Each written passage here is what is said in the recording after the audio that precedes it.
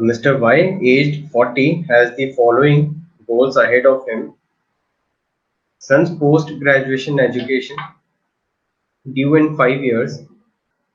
Current cost rupees 15 lakh per annum to be incurred at the end of each year for 2 years.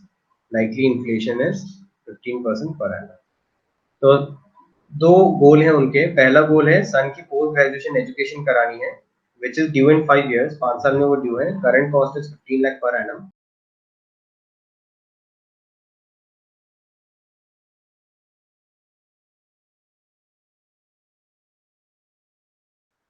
दो गोल है हमारे A और B. Due in 5 years. Year भी लिख देते हैं. अभी 0 ईयर अभी का चल रहा है.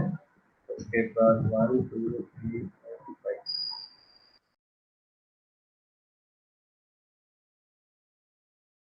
फिफ्थ ईयर में हमें मनी रिक्वायर्ड होगा इसके लिए 15 लाख रुपीज.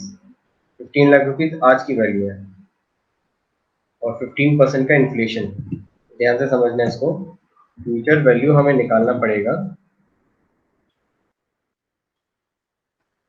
रेट कितना 15%.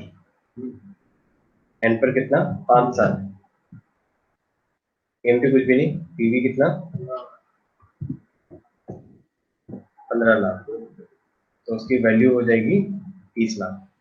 तो फिफ्थ ईयर में जो खर्चा आ रहा है वो 30 लाख का आ रहा है. अब इसी को अपन कॉपी कर लेते हैं और यहाँ पे जाके हम लोग इसे पेस्ट कर देते हैं. और बस ये जो 5 years इसको 6 years कर देते हैं. ये 2 साल का उसका पोस्ट ग्रेजुएशन है. तो 30 लाख रुपीज फर्स्ट ईयर में लगेंगे. 34 लाख रुपीज सेकेंड ईयर में लगेंगे क्योंकि फीस इंक्रीज हो जाएगी. ये लोग मान के चल रहे हैं कि फीस इंक्रीज होगी एवरी ईयर बाय 15%. तो 30 लाख और 34 लाख ये दो हमारे वैल्यूज हो जाते हैं. Now scheduled in the end of the year 7, current cost is 1 crore. Inflation is assumed to be 10% per annum. अब देखो डॉटर का कितना है इसकी भी फ्यूचर वैल्यू निकालते हैं. इक्वल टू एफ3 रेट कितना है इसका 10%. 10 पर 7 years. पीएनपीवी पीवी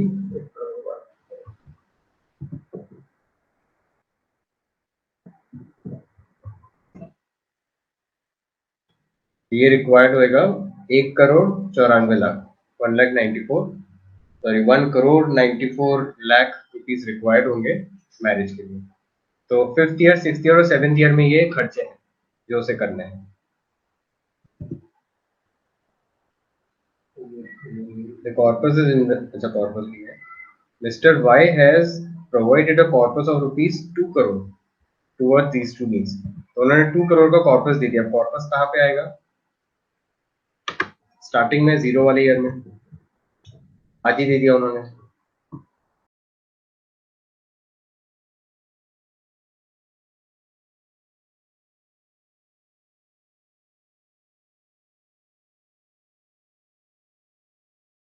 कॉर्पस है 2 करोड़ का.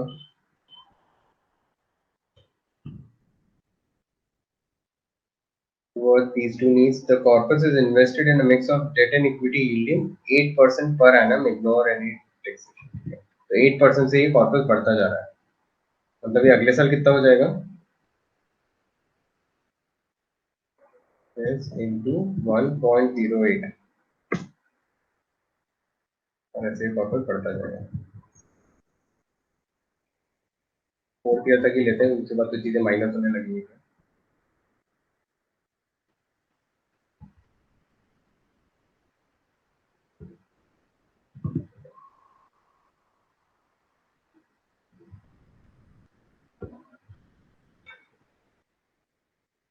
Question 1.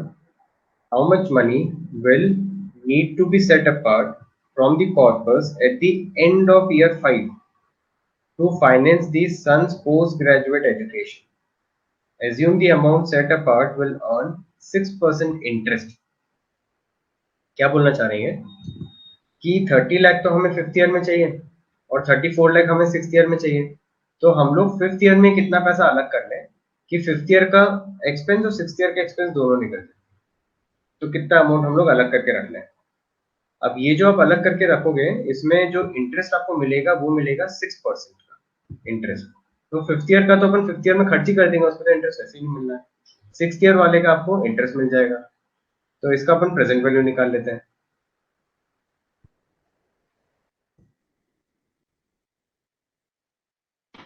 रेट कितना, 6%। मतलब मैं ये बोलना चाह रहा हूँ कि मुझे अगले साल 34 लाख रुपीज चाहिए और बैंक मुझे 6% देने के लिए तैयार है, तो मैं बैंक में कितना आज इन्वेस्ट कर दूं जो एक साल बाद 34, वो निकालने से अपन पीवी निकाल रहे हैं। तो 6% एन पर 1 ईयर, पीवी कुछ भी नहीं, एफ बी ये वाला वैल्यू डाल दो, एंटर। तो इक्वल्स टू लग गया, ये आ गया 34, तो ये माइनस कर दो, क्या लगेगा, तो टोटल कितना हो जाएगा, equal to this plus this. ये टोटल अमाउंट है जो आपको रिक्वायर्ड होना चाहिए, 62,90,234, 62,90,235, राउंड ऑफ कर दिया उन्होंने, 235। तो ये अमाउंट है जो आपको रिक्वायर्ड रहेगा। That should be option C. Sorry, option B. 62,90,235.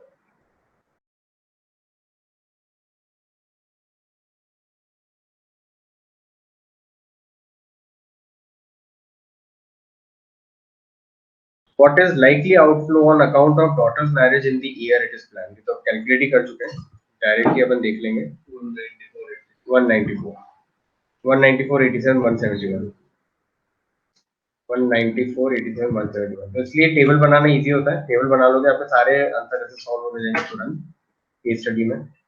1,94,000, sorry 1,94,87,171 rupees आपको रिक्वायर्ड होंगे। हमने क्या करा था, हमने फ्यूचर वैल्यू निकाला था, 1 करोड़ का फ्यूचर वैल्यू निकाला था आफ्टर 7 ईयर्स, तो ये आ गया 1,94,00,000। इन्होंने सब अलग अलग करा है, हमने एक ही टेबल में सब कर दिया। और how much will be left in the corpus after both the goals are fulfilled? Assume that he does not set apart the money in the 6th year corpus mentioned in question 1। ये नीचे वाला part हटा दो, ऊपर जैसा है वैसे का वैसा चलने दो। अब एंड में कितना पैसा बच जाएगा वो आपको बता। अच्छा चलिए, यहाँ तक तो ठीक है, हमने 8% से ग्रो कर लिया। अब यहाँ पे क्या हो जाएगा, 8% से ग्रो हो जाएगा और माइनस भी हो जाएगा, करेक्ट। तो 8% से ग्रो भी होगा और माइनस भी हो जाएगा। तो इसी फॉर्मूले को कॉपी करके यहाँ पे पेस्ट कर देते हैं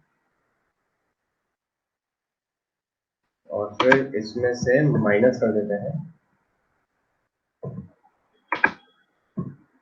ये वाला खर्चा, इतना पैसा बच गया, ठीक है। फिर अगले साल क्या होएगा, इसको ग्रो कर देंगे, this into 1.08,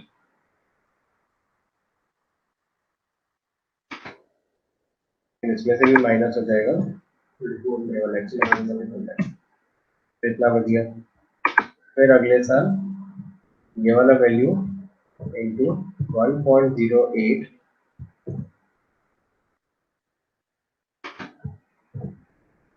और इसमें से माइनस हो जाएगा ये वाला खर्चा। तो आपके पास बच जाएगा 75,23,000। तो इतने खर्चे करने के बाद भी आपके पास 75 लाख रुपीज बच जाएंगे। 75,23,085 एग्जैक्ट मैच हो गया एक option, option C.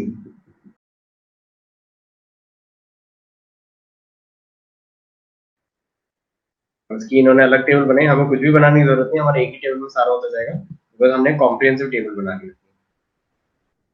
Fourth, how would you describe the investment policy of mister Y using for the corpus?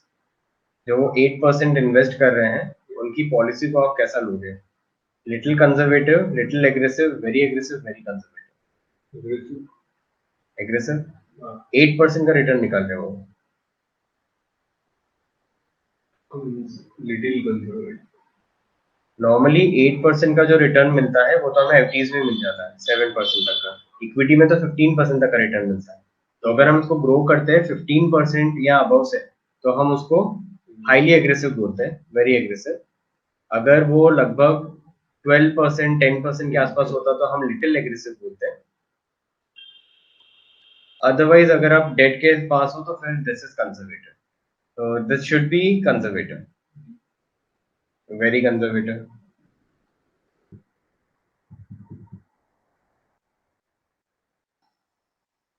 Cash requirement in the end of year 5, 6, 7, the goal which needs money in some post-graduation daughter marriage. This goes in critical in nature in such short span of time. Having an aggressive portfolio is not recommended.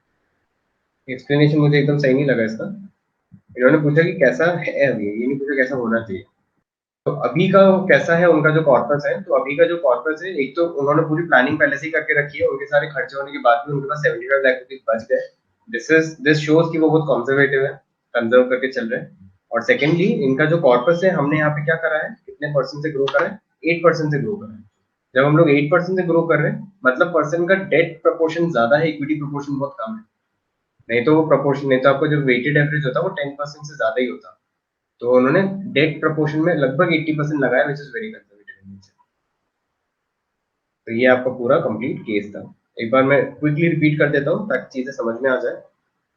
तो ये person है जिन्होंने अपना corpus start किया 2 करोड़ से 0 year में, मतलब आज के टाइम से। 1 साल बाद इसको 8% का इंटरेस्ट मिला, 2 करोड़ 16 लाख रुपए हो गए। ऐसे ही इंटरेस्ट मिलता गया एवरी ईयर। 4th ईयर तक इंटरेस्ट मिला। फिफ्थ ईयर में भी इंटरेस्ट मिला, लेकिन इंटरेस्ट के बाद ये 30 लाख रुपए माइनस हो गए सन की एजुकेशन पे। तो जो बचा हुआ कॉर्पस है वो 2,63,000 का है, सॉरी 2 करोड़ 63 लाख का है। अगले साल 2 करोड़ 63 लाख पे 8% का इंटरेस्ट मिला, लेकिन 34 लाख का खर्चा माइनस हो गया, तो बच गया आपके पास 2.5 करोड़ रुपए। इसके बाद 2.5 करोड़ पे आपको 8% का इंटरेस्ट मिला, लेकिन 1 करोड़ 94 लाख का खर्चा आ गया डॉटर मैरिज, तो वो भी डिडक्ट करने के बाद बच गया आपके पास 75 लाख।